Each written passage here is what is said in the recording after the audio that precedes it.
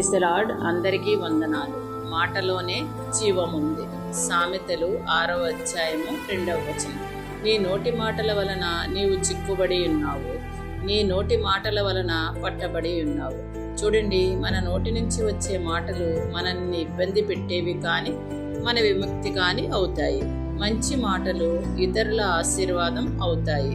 చెడ్డ మాటలు మనల్ని మళ్ళీ పట్టిస్తాయి. ఒకసారి వదిలిన మాట తిరిగి తీసుకోలేము. అది బాణం విడిచినట్లే. నాలుక చిన్నదే కానీ అరణ్యాన్ని కాల్చివేసే మంట లాంటిది.